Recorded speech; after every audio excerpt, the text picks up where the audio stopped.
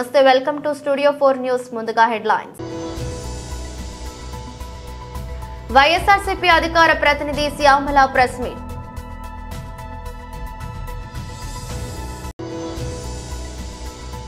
విద్యాశాఖలో నేను తీసుకున్న మొదటి నిర్ణయం ఇదే, మంత్రి నారా లోకేష్.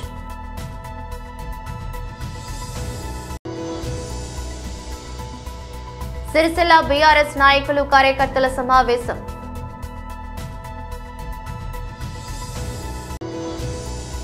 లూయిస్ బ్రెయిలీ జన్మదినోత్సవ సందర్భంగా కేంద్ర మంత్రి శ్రీ కిషన్ రెడ్డి దివ్యాంగులను కలిశారు.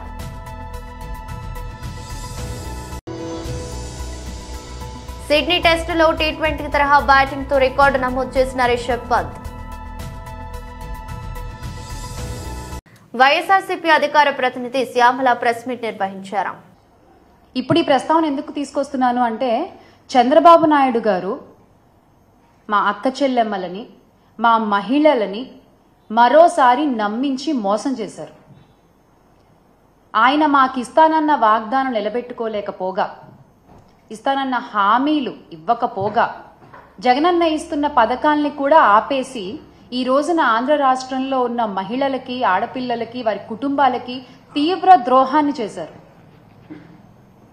ఎన్నికల సమయాల్లో సూపర్ 6 అంటూ పెద్ద పెద్ద బ్రాండింగ్స్ వేసుకున్నారండి కూటమి ప్రభుత్వం. మనం చూడొచ్చు ఇక్కడ ఈ సూపర్ 6 అంటూ ఈ పెద్ద పెద్ద బ్రాండింగ్ ని పట్టుకుని కూటమి నాయకులు పవన్ కళ్యాణ్ గారితో సహా ప్రతి ఇంటికి తిరిగి ఈ హామీలన్నీ ఒక పేపర్ పై పెట్టి నాయకులు సంతకాలు చేసి ప్రజలకు ఇచ్చారు. దీన్ని ఒక బాండ్ పేపర్లా భావించండి, మీ ఆ హామీలకి ఎటువంటి ఢోకా లేదు అని చెప్పారు. అందరూ సంతకాలు చేశారు. కానీ ఈ రోజున అధికారంలోకి వచ్చిన తర్వాత వీటి ఊసే లేదు.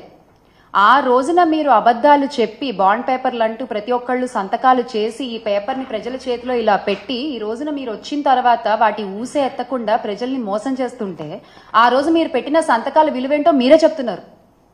ఇదేనా మీ సంతకం విలువ? ఈ రోజు ఉదయం జగనన్న కూడా ఇదే విషయమై ఆంధ్ర రాష్ట్ర ప్రజల పక్షాన, అలాగే మహిళల పక్షాన ఎదుర్కొంటున్నటువంటి సమస్యలపై, ఎగ్గొట్టేసిన హామీలపై ట్విట్టర్ వేదికగా చంద్రబాబు నాయుడు గారిని నిలదీయడం జరిగింది. ఇప్పుడు ఒక సాటి మహిళగా మా మహిళలకు జరుగుతున్న అన్యాయాలపై నేను కూడా అడుగుతున్నాను.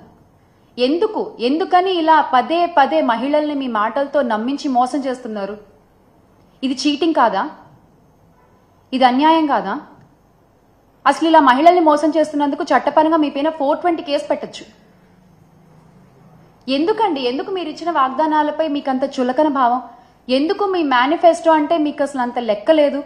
ఎందుకు ప్రజలకు ఇచ్చిన మాటల్ని టేక్ ఇట్ ఫర్ గ్రాంటెడ్ గా తీసుకుంటారు మీరు? ఇదేమీ మీకు కొత్త కాదు, ఇదేమీ కూటమి నాయకులకి కొత్త కాదు.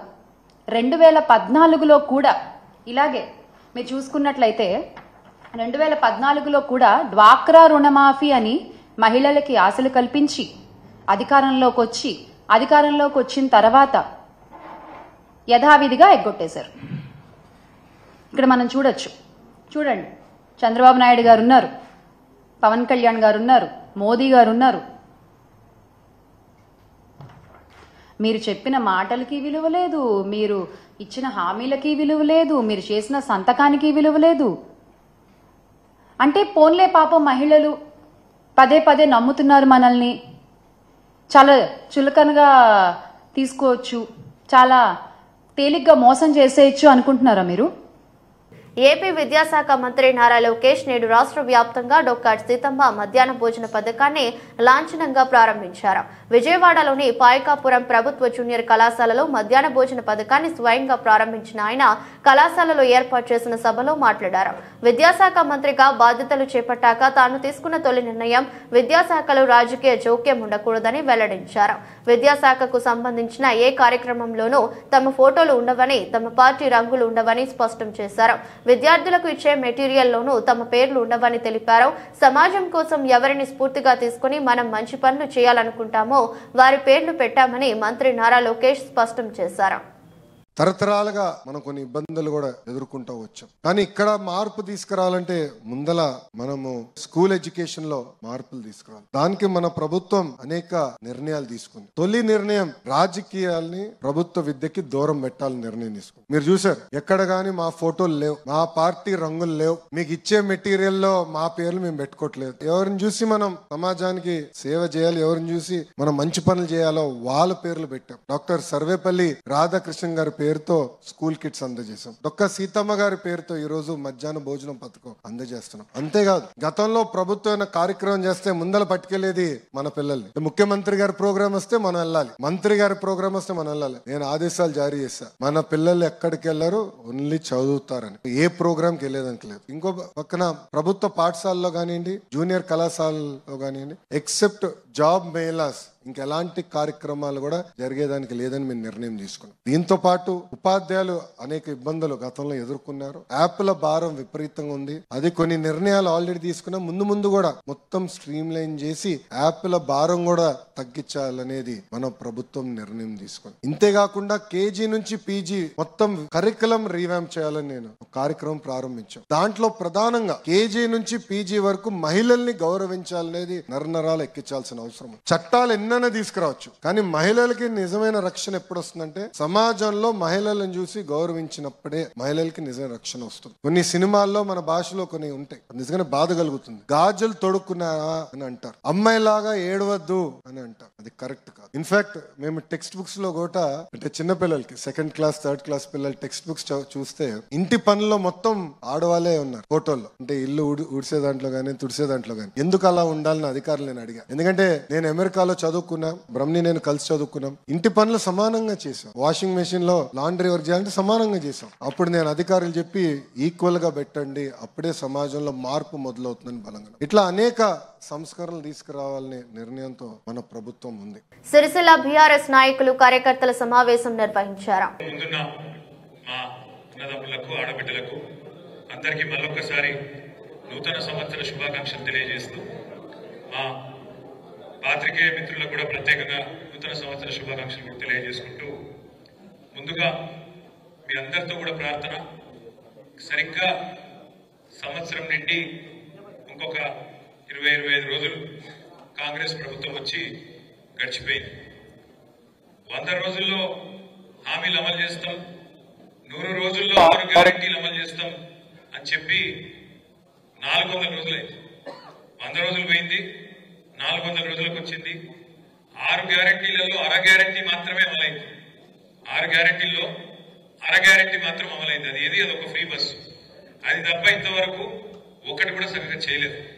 కాకపోతే ఇక వాళ్ళ మాటలు, దబాయింపులు, ఊకదంపుడు ఉపన్యాసాలు ఇవన్నీ చూసి ఇప్పుడే వినోదన్న చెప్పినట్టు నాకు కూడా వశం కాక రుణమాఫీ మీద అబద్ధాలు చెప్తుంటే మొన్న అసెంబ్లీలో అడిగిన, ముఖ్యమంత్రి ఉన్నాడు ఎదురుగానే, మొత్తం మంత్రులు ఉన్నారు, కాంగ్రెస్ వాళ్ళు అందరూ ఉన్నారు, ఎమ్మెల్యేలు, వాళ్ళందరూ ముంగట చెప్పినాడు, మీరు చెప్పిన మాటల్లో వాస్తవం ఉంటే, అసెంబ్లీలోనే చెప్తున్నా, మీరు చెప్పిన మాట వాస్తవం అయితే 2 లక్షల రూపాయలు రుణమాఫీ చేసినామని మీరు ఏదైతే చెప్తున్నారో, కావాలంటే ఇడికెళ్ళి ఒక బస్ చేసుకుని అందరం కలిసి పోదాం, ముఖ్యమంత్రి సొంత ఊరు కొండారెడ్డిపల్లికి పోదామా, ముఖ్యమంత్రి నియోజకవర్గం కొడంగల్ పోదామా, లేదా నా నియోజకవర్గం సిరిసిల్ల కాదు రాజకీయ సన్యాసం తీసుకుని అక్కడికి వెళ్ళండి మీకు అని చెప్పారు. కానీ కాంగ్రెస్ వాళ్ళు పాపం వాళ్ళు బయటనేమో నరుకుతుండ్రు, అసెంబ్లీలో అడిగే వరకు నోరు పడిపోయినట్టు అయిపోయింది.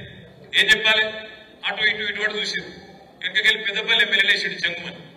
పెద్దపల్లి ఎమ్మెల్యే ఉన్నాడు విజయరామరావు అని, మా మాజీ ఎమ్మెల్యే మనోహర్ రెడ్డి సాబుడు ఇక్కడ ఉన్నాడు. విజయరామరావు లేచాడు, ఆయనకు రేషం వచ్చింది, లేచాడు, మైక్ తీసుకున్నాడు. ఏం చెప్తాడా నేను అనుకుంటున్నాను, మీరు రాత్రి తమ్ముంటే పెద్దపల్లికి మా దగ్గర 70% రుణమాఫీ అయింది అన్నాడు. నేను అదే, మీరు సిగ్గులేదురా పోయి, మీకు ముఖ్యమంత్రి 100% అంటాడు, ఎమ్మెల్యే 100 అంటాడు, బయట బ్యాంక్ కూడా చాలా అంటాడు, బయట పోతేనేమో 20% కాలేదు, సిగ్గు ఇచ్చేది లేదు మీకు, కనీసం అబద్ధాలు చెప్పుకుంటున్నారా ట్రైనింగ్ తీసుకొని చిన్న మీరు బేకారున్నారని చెప్పండి. వాళ్ళ వాస్తవం ఏంటంటే వాళ్ళకు పరిపాలన సాధన అయితే లేదు, వాళ్ళకు నడపస్తలేదు, నడపరాక ముఖం బాగాలేక అద్దం పలుకుంటున్నాడు ఎక్కడికోడు గట్ల. ఇప్పుడు ఏంది, నాకు నడప సాధన అయితే లేదు, ఏం చేయాలి మరి నేను, రాష్ట్రం పరిస్థితి బాగలేదు అని చెప్పాలి. రాష్ట్రం పరిస్థితి కాదు, నీ నెత్తి బాగలేదు, నీ నెత్తి బాగలేదు, నెత్తిలో కూర్చోలేదు, దానికి ఎవడేం చేస్తాడు? నీకు తెలివి లేక శాతగాక దద్దమ్మవై అడ్డగోలు హామీలు ఇచ్చి పనికిమాలిన హామీలు ఇచ్చి 100 రోజుల డైలాగులు కొట్టి అఫిడవిట్లను పోజులు కొట్టి దేవుళ్ళ మీద ఒట్లు పెట్టి ఏదో పీకుతామని ఏదో పెద్ద బిల్డప్ ఇచ్చి వచ్చినాం. వచ్చి ఇవాళ ఏమైతుంది? శాతం అయితే లేదు, ఏం చేయాలో తెలుస్తలేదు. తెలియక ఇప్పుడు ఇంటికి వస్తుంటే ఇక్కడ చూసిన బయట మన కరెక్ట్ గా మన ఆఫీస్ ఎదురుగా టెంట్ వేసుకున్నాం. ఎవరు? సర్వశిక్ష అభియాన్ ఉద్యోగులందరూ టెంట్ వేసుకున్నారు. నేను అడిగితే వాళ్ళు ఏందమ్మా ఏమైంది? ఏం లేదు సార్, ఈ రేవంత్ రెడ్డి సరిగ్గా నవంబర్ 23 లూయిస్ బ్రెయిలీ జన్మదినోత్సవం సందర్భంగా కేంద్ర మంత్రి శ్రీ కిషన్ రెడ్డి దివ్యాంగులను కలిశారు. వాళ్ళ జీవితాలలో ఒక వెలుగు ప్రసాదించినటువంటి గొప్ప మహానుభావుడు లూయిస్ బ్రెయిలీ యొక్క జయంతి కార్యక్రమాన్ని బీజేపీ రాష్ట్ర కార్యాలయంలో ఈరోజు నిర్వహించుకోవడం జరిగింది. జీవితంలో దివ్యాంగులకు అన్ని రకాలుగా ఈ సమాజం ఆదుకోవాల్సినటువంటి అవసరం ఉంటుంది. దివ్యాంగులకు సంబంధించి ఏ ప్రభుత్వం అయినప్పటికీ వాళ్లకు ఏ రకమైనటువంటి నిధుల కొరత లేకుండా చూడాల్సినటువంటి అవసరం ఉంది. ప్రభుత్వము సంక్షేమం కోసం 100 రూపాయలు ఖర్చు పెడుతున్నప్పుడు ఆ 100 రూపాయలలో మొదటి రూపాయి దివ్యాంగుల కోసం ఖర్చు పెట్టాలనేది ఈరోజు అందరి ముందు చర్చించాల్సినటువంటి అంశం. అది ఏ ప్రభుత్వం అయినా కూడా దివ్యాంగులకు నిధుల కొరత లేకుండా చూడాల్సినటువంటి అవసరం ఉంది. నరేంద్ర మోడీ గారి నాయకత్వంలో దివ్యాంగులకు అనేక రకాల చర్యలు తీసుకున్నాం. ఈరోజు దేశవ్యాప్తంగా దివ్యాంగులకు ఏ రకమైనటువంటి పరికరం కావాలన్నా కూడా అది ట్రైసైకిల్ కానీ, బ్యాటరీతో కూడినటువంటి ట్రైసైకిల్ కానీ, దివ్యాంగులకు కావాల్సినటువంటి చదువుకోవడానికి కావాల్సినటువంటి ప్రత్యేక మొబైల్ ఫోన్ కానీ, వీల్ చైర్ కానీ, స్టిక్కర్స్ ఏదైనా కూడా ఈరోజు కేంద్ర ప్రభుత్వము మరి అనేక రకాలుగా ఎన్ని వందల కోట్ల రూపాయల ఖర్చు అయినా సరే ఉచితంగా ఇవ్వాలనేది నిర్ణయం తీసుకొని అది ఇంప్లిమెంట్ చేస్తూ ఉన్నాం. అది ఏ రకమైనటువంటి వస్తువు వాళ్ళ జీవితంలో వాళ్ళకి కావాల్సి ఉంటే అది ఇవ్వడానికి ఈరోజు కేంద్ర ప్రభుత్వం నిర్ణయం తీసుకొని దివ్యాంగులకు వస్తువులు అందజేస్తూ ఉంది. ఇప్పటికే కొంత హైదరాబాద్లో కొన్ని క్యాంపులు, అసెస్మెంట్ క్యాంపులు దివ్యాంగులందరినీ పిలిచి మీకు ఏం కావాలా, ఏ వస్తువు కావాలా, మీరు దినసరి కార్యక్రమాలు కొనసాగించడం కోసం ఏం కావాలని చెప్పి వాళ్ళని అడిగి ఆ రకంగా అసెస్మెంట్ చేసి క్యాంపులు నిర్వహిస్తూ ఉన్నాం. తొందరలోనే వాళ్ళందరికీ వాళ్ళు అడిగినటువంటి వస్తువులు కూడా ఇవ్వబోతూ ఉన్నాం. అంతేకాకుండా దివ్యాంగులకు 3% ఉన్నటువంటి రిజర్వేషను నరేంద్ర మోడీ గారి ప్రభుత్వం వచ్చిన తర్వాత 4% పెంచడం జరిగింది. గతంలో దివ్యాంగులు అనేటువంటి వాళ్ళు 7 రకాలుగా ఉన్నటువంటి వాళ్ళనే దివ్యాంగులుగా గుర్తించేటువంటి వాళ్ళు. ఈరోజు 21 రకాలుగా ఉన్నటువంటి మరి శరీరంలో లోపాలు ఉన్నటువంటి 21 రకాలకు సంబంధించినటువంటి వాళ్ళందరినీ కూడా దివ్యాంగులుగా గుర్తించి వాళ్ళకు అన్ని రకాలుగా ఆదుకునేటువంటి ప్రయత్నం ప్రభుత్వాల నుంచి అందించేటువంటి ప్రయత్నం చేస్తూ ఉన్నాం. అదేవిధంగా దివ్యాంగులకు రక్షణ కల్పించేటువంటి వాళ్ళని ఎవరిని కూడా విమర్శించకుండా, వాళ్ళని అవమానం చేయకుండా వాళ్ళకు రక్షణ కల్పించేటువంటి చట్టాన్ని కూడా రాజ్యాంగబద్ధంగా ఈరోజు నరేంద్ర మోడీ గారి ప్రభుత్వము వాళ్ళకు కల్పించడం జరిగింది. అంతేకాదు గతంలో దివ్యాంగులను అవయవ లోపం ఉన్నటువంటి వాళ్ళు అని మాటతో అర్థం వచ్చే విధంగా వాళ్ళని పిలువబడేటువంటి వాళ్ళు ఈరోజు ఆ మాటను నిషేధించి దివ్యాంగులు అనేటువంటి ఒక మంచి పదం, దేవుడి బిడ్డలు అనేటువంటి ఒక మంచి పదాన్ని నరేంద్ర మోడీ గారు స్వయంగా సూచించి ఈరోజు దేశవ్యాప్తంగా మరి అవయవ లోపం ఉన్నటువంటి వాళ్ళందరూ కూడా దివ్యాంగులుగా పేరు పెట్టినటువంటి ఘనత మన భారత ప్రధానమంత్రి నరేంద్ర మోడీ గారికే దక్కుతుంది. ఈ రకంగా దివ్యాంగుల కోసం హౌసింగ్ అలాట్మెంట్ చేసిన, ఎడ్యుకేషన్లో చేసిన, మరి ఎడ్యుకేషన్ సీట్లలో కూడా వాళ్ళకు ప్రోత్సాహం కల్పించాలి, వాళ్ళకు ప్రాతినిధ్యం ఇవ్వాలని భారత ప్రభుత్వం ఆ రకంగా చేస్తూ ఉంది. అంతేకాకుండా నరేంద్ర మోడీ గారు ప్రధానమంత్రి అయిన తర్వాత పారా ఒలింపిక్స్, దివ్యాంగులకు సంబంధించినటువంటి ఒలింపిక్స్లో ఈరోజు భారతదేశము అత్యధికమైనటువంటి పథకాలు సంపాదిస్తూ ఉంది. బోర్డర్ గవాస్కర్ ట్రోఫీలో భాగంగా సిడ్నీ వేదికగా భారత్ ఆస్ట్రేలియా జట్ల మధ్య జరుగుతున్న 5వ టెస్ట్ మ్యాచ్ ఆసక్తికరంగా మారుతోంది. ఆట రెండవ రోజున తొలి ఇన్నింగ్స్ లో ఆస్ట్రేలియాను 181 పరుగులకు ఆలౌట్ చేసిన టీమిండియా రెండో ఇన్నింగ్స్ బ్యాటింగ్ లో తడబాటుకు గురవుతోంది. రెండవ రోజు ఆట ముగిసే సమయానికి టీమిండియా స్కోరు 141/6గా ఉంది. యశస్వి జైస్వాల్ 22, కేఎల్ రాహుల్ 13, శుభ్మన్ గిల్ 13, విరాట్ కోహ్లీ 6, నితీష్ కుమార్ రెడ్డి 4 పరుగుల స్వల్ప స్కోర్లకే అవుట్ అయ్యారు. ముగింపు సమయానికి రవీంద్ర జడేజా 8, వాషింగ్టన్ సుందర్ 6 పరుగులతో క్రీజులో ఉన్నారు. అయితే 5వ స్థానంలో బ్యాటింగ్ చేసిన రిషబ్ పంత్ మిగతా బ్యాటర్ల కంటే భిన్నంగా ఆడాడు. దూకుడుగా ఆడి ఆస్ట్రేలియా బౌలర్లకు చుక్కలు చూపించాడు. టీ20 తరహా బ్యాటింగ్ తో బెంబేలెత్తించాడు. సిక్సర్లు, ఫోర్లతో వెరుచుకుపడి కేవలం 29 బంతుల్లోనే అర్ధ సెంచరీ పూర్తి చేసుకున్నాడు. మొత్తం 33 బంతులు ఎదుర్కొన్న పంత్ 184.85 స్ట్రైక్ రేట్ తో 61 పరుగులు సాధించి అవుట్ అయ్యాడు. తన ఇన్నింగ్స్ తో 6 ఫోర్లు, 4 సిక్సర్లు ఉన్నాయి. మిచెల్ స్టార్క్ వేసిన 23వ ఓవర్లో పంత్ వరుసగా 2 సిక్సర్లు బాదాడు. మిగతా బౌలర్లను కూడా వదలలేదు. కమిన్స్ బౌలింగ్ లో వికెట్ కీపర్ అలెక్స్ కెరీకి క్యాచ్ ఇచ్చి వెనుదిరిగాడు. దీంతో టెస్టుల్లో ఎదుర్కొన్న బంతుల పరంగా అత్యంత వేగంగా అర్ధ సెంచరీ సాధించిన రెండవ భారతీయ ఆటగాడిగా పంత్ రికార్డు నెలకొల్పాడు. మొదటి స్థానంలో కూడా పంత్ ఉండటం విశేషం.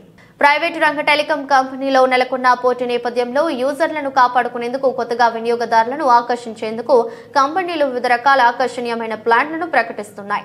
జియో, భారతీ ఎయిర్టెల్ టెలికాం సంస్థలు తమ 4G యూజర్లకు నిర్దేశిత ప్లాన్ పై అన్లిమిటెడ్ 5G డేటాను ఉచితంగా ఇస్తున్న తరుణంలో పోటీని తట్టుకునేందుకు వొడాఫోన్ ఇండియా సరికొత్త ఆఫర్ను తీసుకువచ్చింది. తమ వినియోగదారుల కోసం Vodafone idea super hero prepaid plan ను తాజాగా తీసుకువచ్చింది. 3,599 లేదా 3,699 లేదా 3,799తో రీఛార్జ్ చేసిన వారికి ఏడాది పొడవునా అర్ధరాత్రి 12 గంటల నుంచి మధ్యాహ్నం 12 గంటల వరకు అపరిమిత డేటా అందిస్తుంది. మిగతా 12 గంటల పాటు ప్రతిరోజు 2GB డేటా ఉపయోగించుకోవచ్చు. ఒకవేళ ఈ డేటాను వినియోగించుకోకపోతే వారాంతం వరకు ఇది రోల్ ఓవర్ అవుతుంది. అంటే వీకెండ్ ముగిసేలోగా ఆ మొత్తం డేటాను వాడుకోవచ్చు. అయితే ఈ ప్లాన్లు మహారాష్ట్ర, ఢిల్లీ, గుజరాత్, తమిళనాడు, కేరళ, పశ్చిమ బెంగాల్, పంజాబ్, హర్యానా సర్కిళ్లలో మాత్రమే అందుబాటులో ఉన్నాయి. 3,699తో రీఛార్జ్ చేస్తే ఏడాది పాటు Disney plus Hotstar mobile subscription ను ఉచితంగా పొందవచ్చు. 3,799తో రీఛార్జ్ చేస్తే డిజ్నీ ప్లస్ హాట్స్టార్ తో పాటు అమెజాన్ ప్రైమ్ లైట్ సబ్స్క్రిప్షన్ ఉచితంగా పొందే అవకాశాన్ని కల్పించింది. సూపర్ హీరో ప్రీపెయిడ్ ప్లాన్లను త్వరలో ఇతర సర్కిళ్లకు తీసుకొచ్చే అవకాశం ఉందని సమాచారం. ఎమ్మెల్యే ఆఫీస్ క్యాంపు నుంచి ప్రసంగం. జేసీ ప్రభాకర్ రెడ్డి బీజేపీ పార్టీ పైన తీవ్రమైన విమర్శలపై స్పందించిన ఎమ్మెల్యే డాక్టర్ పార్థసారథి మీడియా సమావేశంలో మాట్లాడుతూ భారతీయ జనతా పార్టీ అనుబంధ సంస్థలు కానీ నోటికొచ్చినట్లు మాట్లాడితే జేసీ ప్రభాకర్ రెడ్డికి నేరుగా హెచ్చరిస్తున్నాను. నోటికొచ్చినట్టు మాట్లాడితే చూసి ఊరుకునే వాళ్ళు ఎవరూ లేరు. వాళ్ళు దగ్గర పెట్టుకుని నోరు అదుపు పెట్టుకుని మాట్లాడుకుంటే బాగుంటుందని భారతీయ జనతా పార్టీ గాని, భారతీయ జనతా పార్టీ సుదీర్ఘ అనుబంధ సంస్థలను గాని, ఆర్ఎస్ఎస్ మహోన్నతమైన సంస్థలపై నోటికొచ్చినట్లు మాట్లాడితే చూసి ఊరుకోము, తగిన బుద్ధి చెప్తామని హెచ్చరించిన వాల్మీకి ఎమ్మెల్యే డాక్టర్ పార్థసారథి. ప్రభాకర్ రెడ్డి గారు ఆరోపణ చేస్తా ఉన్నారు. భారతీయ జనతా పార్టీ వచ్చి బస్సులు కాల్చేసింది, భారతీయ జనతా పార్టీ కార్యకర్తలు వచ్చి బస్సులు కాల్చేశారని చెప్తా ఉన్నాడు. దీన్ని పూర్తిగా ఖండిస్తా ఉన్నా. భారతీయ జనతా పార్టీ కార్యకర్తలకు బస్సులు కాల్చే అలవాట్లు కానీ, గొడవలు చేసే అలవాట్లు కానీ, ఏదైనా కూల్చే అలవాట్లు లేనిటువంటి పార్టీ మాది. నిర్మాణాత్మకంగా ఆలోచన చేస్తాం. పార్టీ కార్యకర్తలు నిరంతరం దేశం కోసం, రాష్ట్రం కోసం, రాష్ట్ర రాజకీయాల్లో మార్పు కోసం ప్రయత్నం చేస్తుంటారు తప్ప ఏ రోజు కూడా ఇంకొక ఆస్తులు కూల్చాలనో, కాల్చాలనో, దౌర్జన్యాలు చేయాలనో, గొడవలు చేయాలనే ఆలోచనతో ఎప్పుడూ ఉండరు. ఈ విషయం ప్రభాకర్ రెడ్డి గారు అర్థం చేసుకోవాలి. రెండవది, భారతీయ జనతా పార్టీని, అనుబంధ సంస్థలని నోటికొచ్చినట్టు మాట్లాడుతూ ఉన్నాడు. జేసీ ప్రభాకర్ రెడ్డిని నేరుగా హెచ్చరిస్తా ఉన్నా.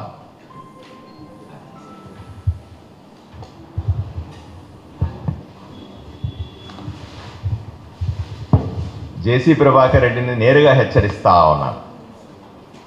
ఒళ్ళు దగ్గర పెట్టుకోవాలి, నోరు అదుపులో పెట్టుకోవాలి. నోటికొచ్చినట్టుగా భారతీయ జనతా పార్టీని కానీ, భారతీయ జనతా పార్టీ అనుబంధ సంస్థల్ని కానీ, ఆర్ఎస్ఎస్ లాంటి మహోన్నతమైనటువంటి సంస్థను కానీ నోటికొచ్చినట్లుగా మాట్లాడితే చూస్తూ ఊరుకునేది లేదు. తగిన విధంగా బుద్ధి చెబుతామనే విషయం ఆయనకు అర్థం కావాలి. ఎక్కడో ఒక మూల కూర్చొని ఆడింది ఆట పాడింది పాట అని ఆడెవరు సమాధానం చెప్పేవాళ్ళు లేరు కాబట్టి, ఏ చెట్టు లేనప్పుడు ఆనందం చెట్టే మహావృక్షం అన్నట్టుగా అక్కడ 2 కెమెరాలు పెట్టుకుని నోటికొచ్చినట్టు వాగుతుంటే చూస్తూ ఊరుకోవడానికి భారతీయ జనతా పార్టీ కార్యకర్తలు సిద్ధంగా లేరు. మహిళల్ని గౌరవించలేని వ్యక్తి మహిళల గురించి ఏం మాట్లాడుతున్నాడు ఆయన? ఆ ఊర్లో మహిళలు కానీ సమాజంలో మహిళల పట్ల గౌరవంతో ఉండాల్సిన అవసరం ఉంది. పార్టీ కార్యకర్తల పట్ల, పార్టీల పట్ల బాధ్యతతో వ్యవహరించాల్సిన అవసరం ఉంది. కెమెరా ముందుంది కదా అని నోటికొచ్చినట్టు మాట్లాడితే దాని పరిణామాలు చాలా తీవ్రంగా ఉంటాయని జేసీ ప్రభాకర్ రెడ్డిని హెచ్చరిస్తా ఉన్నాం. బాలకృష్ణకి మొదటి నుంచి కూడా సంక్రాంతి సెంటిమెంట్ ఉంది. సాధ్యమైనంత వరకు తన సినిమా సంక్రాంతి బరిలో ఉండేలా ఆయన ప్లాన్ చేసుకుంటూ ఉంటారు. అలా సంక్రాంతి బరిలో నిలిచిన సమయాలలో ఎక్కువసార్లు ఆయనను విజయాలు వరించాయి. అంతేకాదు వసూళ్ల విషయంలో ఆ సినిమాలు కొత్త రికార్డులను నమోదు చేసి ఆయన కెరియర్లో చెప్పుకోదగిన సినిమాలుగా నిలిచాయి. అందువలన సంక్రాంతికి ఆయన సినిమా రావడమే అసలైన పండుగ అన్నట్టుగా అభిమానులు ఉంటారు. సంక్రాంతి బరిలోకి భారీ విజయాన్ని అందుకున్న బాలయ్య సినిమాగా సమరసింహారెడ్డి కనిపిస్తుంది. 1999 జనవరి 13వ తేదీన విడుదలైన ఈ సినిమా సంచలన విజయాన్ని నమోదు చేసింది. బి గోపాల్ దర్శకత్వం వహించిన ఈ సినిమాను మణిశర్మ మ్యూజికల్ హిట్ గా నిలబెట్టాడు. ఆ తర్వాత వచ్చిన నరసింహనాయుడు కూడా దాదాపు అదే స్థాయిలో బాక్సాఫీస్ ను ఊపేసింది. 2001 జనవరి 11న విడుదలైన ఈ సినిమాకి కూడా మణిశర్మనే సంగీత దర్శకుడు. పాటల పరంగా ఈ సినిమా కూడా హుషారెత్తించింది. ఇక బాలకృష్ణ కెరియర్ లో మైలురాయి గౌతమి పుత్ర సాతకర్ణి క్రిష్ దర్శకత్వం వహించిన ఈ సినిమా 2017లో ప్రేక్షకుల ముందుకు వచ్చింది. బాలకృష్ణకి ఇది 100వ సినిమా. ఆయన సంక్రాంతి విజయాలలో 100 సినిమా కూడా నిలవటం మరో విశేషం. 2023లో జనవరి 12న వచ్చిన వీరసింహారెడ్డి కూడా సంక్రాంతి సంచలనంగా నిలిచింది. మైత్రి బ్యానర్ పై గోపిచంద్ మల్నేని తెరకెక్కించిన సినిమా ఇది. ఇక ఈ ఏడాది డాకు మహారాజ్ గా బాలయ్య బరిలోకి దిగారు. బాబీ దర్శకత్వం వహించిన ఈ సినిమా బాలయ్య బాబు సంక్రాంతి సెంటిమెంట్ ను నిలబెడుతుందనేది అభిమానుల అభిప్రాయం. వార్తలు ముగించే ముందు మరోసారి హెడ్లైన్స్. వైఎస్ఆర్సీపీ అధికార ప్రతినిధి Shyamala press meet.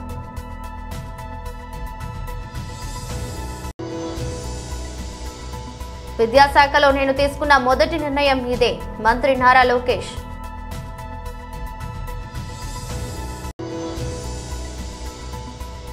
Sircilla BRS నాయకులు కార్యకర్తల సమావేశం.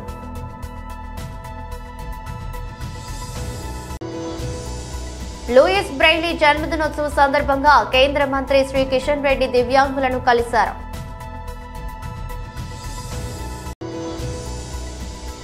సిడ్నీ టెస్టులో టీ20 తరహా బ్యాటింగ్ తో రికార్డు నమోదు చేసిన రిషబ్ పంత్. ఈ దృష్టి బులెటిన్ మరో బులెటిన్ లో మళ్ళీ కలుద్దాం. అంతవరకు సెలవు, నమస్కారం.